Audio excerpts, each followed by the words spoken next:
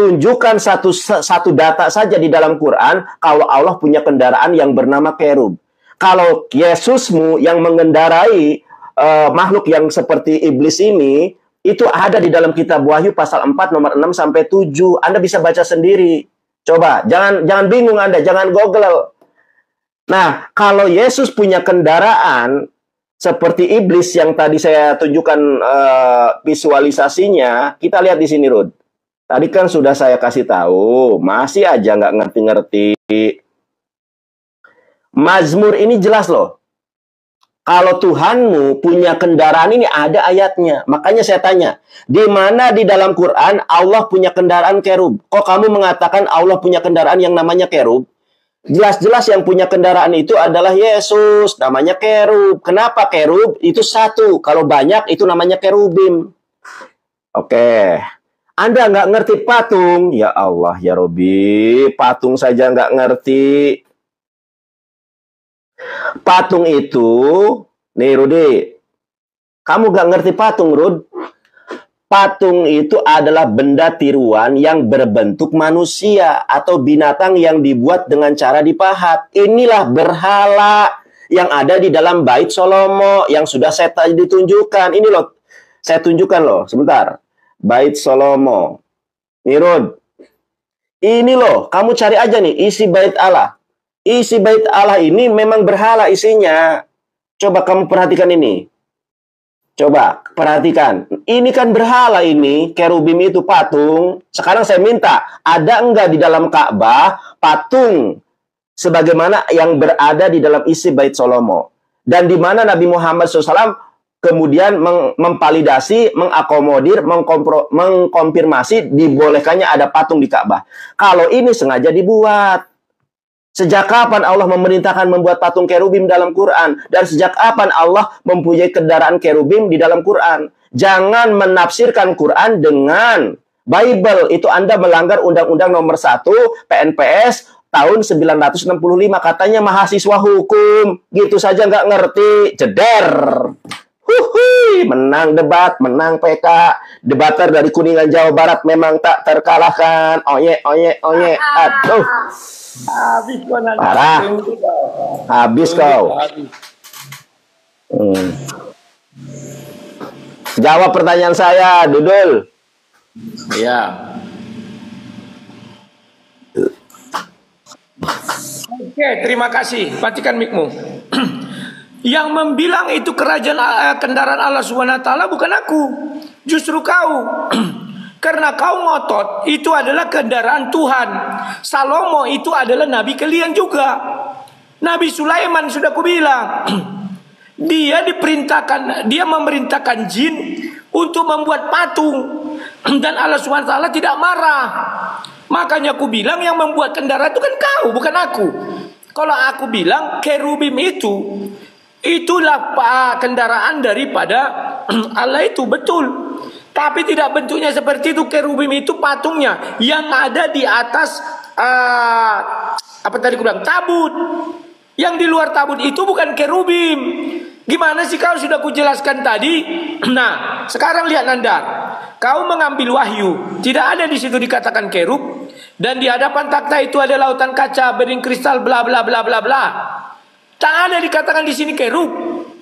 Maka dari itu apa yang digambarkan Salomo sama dengan apa yang digambarkan Muhammad ketika dia naik ke Sidratul Muntaha menggunakan badannya kuda, pakai sayap, wajahnya wajah manusia. Kan sama. Kendaraan Allahmu yang kau bilang tadi ini kendaraan Muhammad juga sama, namanya burak. Pahami dulu Nandar, kau nggak ngerti mendalilkan, tidak mengerti bertanggung jawab. Kalau di kami Salomo dimarahi Tuhan, kita baca 1 Raja-Raja 11, ya, bahwa dia akhirnya menyembah berhala. Itulah berhala yang dia buat itu, yang menjadi kendaraan Muhammad dan yang menjadi kendaraan Allahmu. Baca surat 34 ayat 13. Jangan nangis kau, matamu berkaca-kaca. Dia membuat berhala, Allah nggak marah. Sementara di kami dia membuat berhala, Allah marah. Baca 1 Raja-Raja 11. Sebab itu Tuhan menunjukkan murkanya kepada Salomo, sebab hatinya telah menyimpang daripada Tuhan Allah Israel, yang telah 2 kali menempatkan diri kepadanya. dan yang telah memerintahkan kepadanya dalam hal ini supaya jangan mengikuti Allah-Allah lain. Akan tetapi ia tidak berpegang pada perintah Tuhan. Makanya Salomo itu dimualafkan menjadi Sulaiman. Paham kau Nandar? Bagaimana Salomo berubah nama menjadi Sulaiman? Kalau dia tidak menyembah Allah SWT. Salomo karena dia menyembah Yahweh. Setelah dia mengikut Allah-Allah lain, marah Allah Yahweh, dia menyembah Allah lain itu, baru namanya berubah jadi Sulaiman. Pahami dulu Nandar. Maka segala patung yang kau buat itu, yang dibuat oleh Salomo, yang kau katakan kendaraan Tuhan, itu untuk Allah SWT, bukan untuk kepada Allah Israel. Allah Israel marah baca 1 Raja-Raja 11. Biar kau paham. Kenapa? Apakah Salomo tidak nabi kalian? Kan nabi kalian. Cuman diganti namanya menjadi Islam. Kan Islam dia menurut Al-Quran. Sulaiman namanya. Artinya mualaf. Yang dulunya dia mengenal Allahnya Abraham, Ishak dan Yakub, sekarang dia mengenal Allahnya Ismail, Ibrahim, Ismail dan Muhammad. Pahami dulu itu. Kau nggak berisi Nandar. Siapa mendalilkan dia buktikan. Beda kerubim dan serapim aja kau nggak ngerti. Kendaraan Tuhan itu kerub itu di mana? Kau ambil yang di atas di apa itu? Yang di apa namanya ini? Yang di tabut itu. Itulah kerub. Bukan yang dibuatnya di samping itu. Yang dibuatnya di samping itu ketika dia sudah nyembah berhala. Pahami dulu, siapa berhala itu? Namanya berubah dari Salomo menjadi Sulaiman. Dan dia yang memerintahkan dia buat patung siapa? Kan tidak ada dimarahi Allah SWT. Allah SWT tidak pernah memarahi Sulaiman untuk membuat patung. Tapi Salomo dimarahi. Baca 1 Raja-Raja 11. Paham ya? Nah, bagaimana dengan di Ka'bah? Kau bilang, wah itu berbentuk manusia, berbentuk ini. Di awalnya kau tidak itu definisi kau. Tapi kau bilang benda berbentuk 3 dimensi. Yang kau tunjukkan patung Jakarta Selamat Datang itu. Paham kau Nandar? Itu kan hanya penghalus saja, tidak berbentuk manusia, tetapi berbentuk benda 3 dimensi. Maka ulangan 5 yang kau buat tadi, jangan sujud menyembah kepadanya atau beribadah kepadanya. Kan sudah cukup jelas itu Nandar. Kalian sujud, kalian beribadah 5 kali sehari. Tanpa ada dia, kalian tidak bisa bertemu Tuhan. Kan begitu. Doanya tidak sah. Wah, kalau dia tersesat, itu kan pengecualian. Kalau dalam keadaan normal seperti ini, saya di rumah, bisa nggak saya menyamping? Nggak bisa. Pahami dulu itu Nandar. Kendaraan yang dibuat Salomo kemana-mana. Kemana-mana nih Rudi nih. Bukan kemana-mana. Udah kalah debat, kalah PK. Udah, kita lanjutkan. Ya. Kamu itu memang nggak bisa jawab. Slow. Ayo buruan. Ya. Teman-teman, katanya kamu praktisi hukum, mahasiswa hukum. Masa kamu nggak ngerti adigium hukum? Tadi kamu mengatakan buruk. Ini udah kemana-mana nih, buruk sekarang nih. Sekarang saya tanya kepada kamu, di dalam hadis mana, di dalam Al-Quran mana, buruk itu berbentuk kuda, berkepala manusia, di mana itu? Hadisnya, coba tunjukkan. Ya, dan di mana, saya tanya nih, kan Anda yang bilang, Nandar, Allah SWT-mu itu punya kendaraan yang berbentuk kerubim. Saya minta sama kamu, di mana di dalam Al-Quran, di mana di dalam hadis yang sahih bahwa Allah punya kendaraan berbentuk iblis seperti yang ada di dalam Bible yang sudah saya tunjukkan. Ya, yang punya kendaraan berbentuk Lucifer itu adalah Yesus. Saya ada ayatnya. Anda, Rud, jangan bohong dan jangan gini loh. Musuh terbesar oknum-oknum Kristen itu adalah kebohongan, kedustaan dan kitabnya sendiri. Jangan bohong, Rud. Kamu boleh cari di sini. Coba kamu cari nih. Wujud kerubim. Coba kamu cari nih di Google. Wujud kerubim.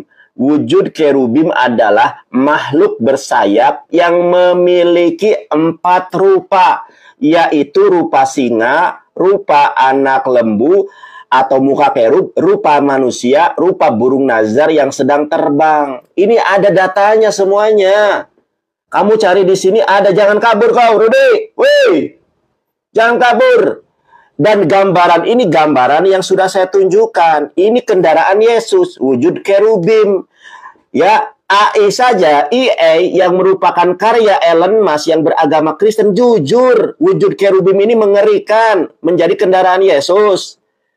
Tadi sudah saya tunjukkan, ini gambarannya loh. Coba perhatikan, sama enggak dengan ayatnya? Dengan Wahyu 4 nomor ke-6 sampai 7 sama. Ada kepala singa, ada kepala raja wali, ada berkepala sapi, bermuka manusia, kemudian di sayapnya banyak mata. Ini gambaran makhluk yang menjadi kendaraan Yesus. Saya tidak menghujat, saya tidak menghina, saya tidak menafsirkan. Yang nggak boleh itu adalah sebagaimana Undang-Undang nomor 1 PNPS tahun 1965. Jangan menafsirkan kitab suci orang lain. Jangan menambahkan. Sekarang siapa yang menambahkan? Kerubim berbentuk seperti makhluk yang mengerikan yang menjadi kendaraan Yesus. Sebagaimana Mazmur 18 nomor 10 di dalam Bible. Ada ayatnya. Sekarang teknologi canggih, Anda pun meskipun bukan pendapat bisa mencatat, bisa menulis, bisa mencari wujud kerubim. Coba cari di Google, datanya semua ada di situ. Sekarang saya tanya, Anda mengatakan bentuk buruk adalah kuda berkepala manusia bersayap, itu di mana dalil Quran dan hadisnya? Hebat nih. Sekarang yang kedua, ya, Anda mengatakan Allah SWT atau Allah Subhanahu wa Ta'ala yang merupakan core of value sesembahan orang Islam. Anda mengatakan Allah Subhanahu wa Ta'ala punya kendaraan kerubim. Di mana dalil Quran dan hadisnya? Ingat, Anda mahasiswa hukum. Saya seorang lawyer. Saya seorang praktisi hukum. Sekarang saya tanya kepada Anda kan mahasiswa hukum. Anda ngerti nggak Undang-Undang nomor 1 PNPS tahun 1965? Ngerti nggak? Jangan menafsirkan, jangan menambah. Saya tidak menambah, saya tidak menafsir. Kendaraan Yesus memang makhluk yang sangat mengerikan. Ada dalam kitab Wahyu, ada di dalam Mazmur. Mazmur 18 nomor 10. Wahyu 4 nomor 6 sampai 7. Jangan ngawur, kalah debat, jangan berasumsi. Anda ditanya kerubim dan serafim saja nggak ngerti dia. Kita bahasanya isi bait Salomo dengan isi Ka'bah. Anda nggak ngerti patung. Patung itu adalah pahatan hasil manusia yang menyerupai manusia atau binatang. Kalau Anda membuat rumah, itu bukan patung namanya. Ka'bah itu Baitullah, bukan patung. Kalau Anda membuat tempat duduk dari batu, itu tempat duduk. Kursi namanya, dipan namanya, bukan patung. Patung itu segala jenis yang dipahat atau yang dibuat dari tanah ataupun batu yang menyerupai hewan atau manusia yang bernyawa. Itulah yang ada di dalam isi bait Salomo. Dan Anda nggak ngerti. Di dalam Torah itu dilarang. Di dalam Quran itu dilarang. Di dalam hadis itu dilarang. Jeder. Debater dari Kuningan, Jawa Barat. Orang suku Sunda tak terkalahkan di muka bumi. Iyalah adalah.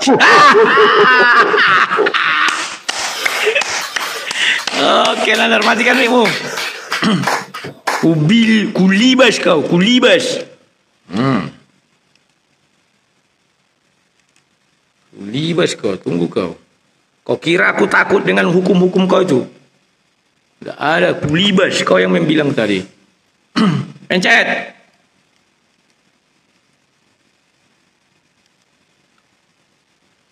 Pencet, terima. Mana Rudi? Nggak ada. Jangan takut kau. Nggak ada demi Allah. Nggak ada demi Allah. Ya, tunggu. Batalkan dulu. Nah, terima. Kabur kau. Ya.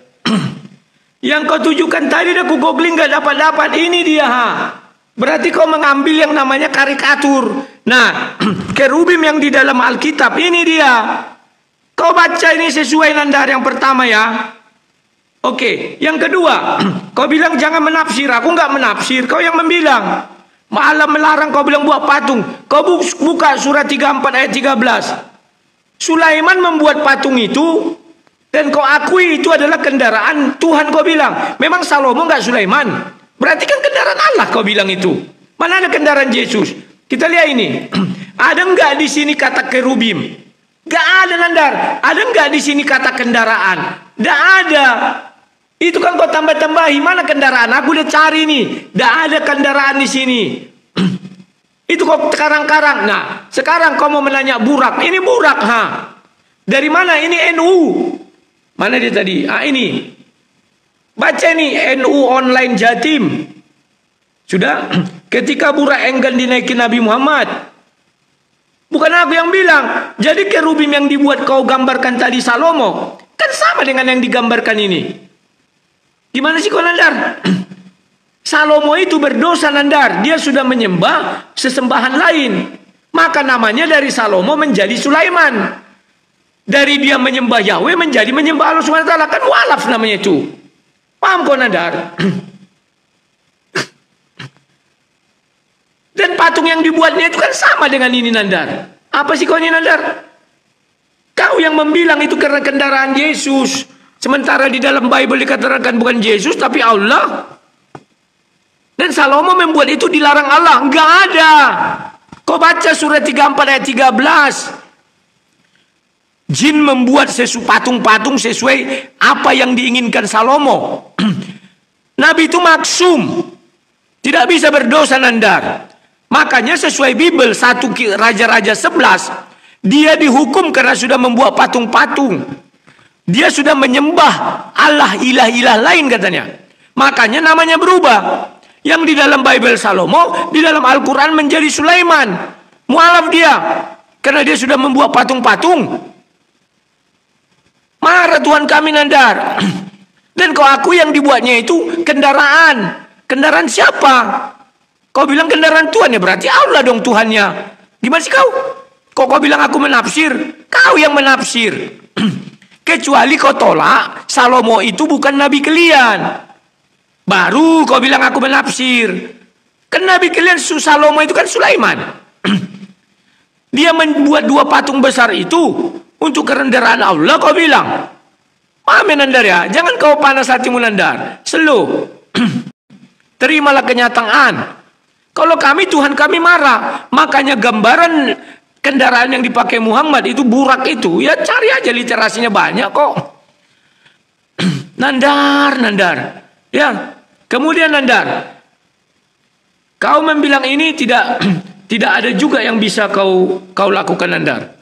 Kau ambil Wahyu 4 itu kan tafsir kau. Kau menambah-nambahi. Mana ada dibilang situ kendaraan? Sampai botak kau lihat sih tidak ada kendaraan. Itu kan menurut kau, Nandar. Apakah Allah punya kendaraan mau ke bumi? Loh, kau baca Quran dia kan turun juga ke bumi sepertiga malam. Dengan apa dia turun? Ya itulah yang kau gambarkan. Ya.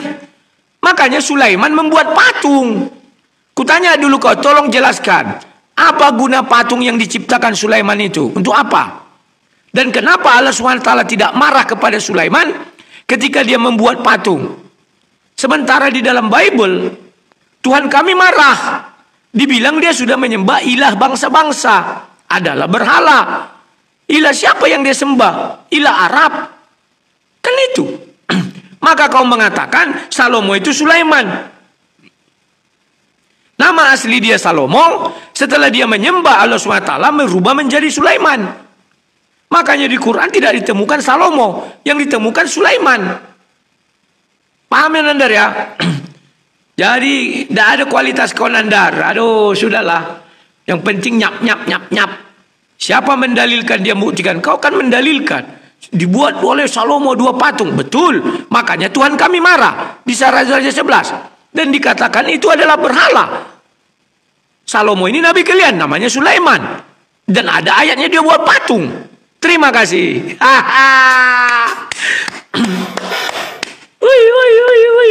Terima kasih. Ayo guys, jangan kalah kita guys.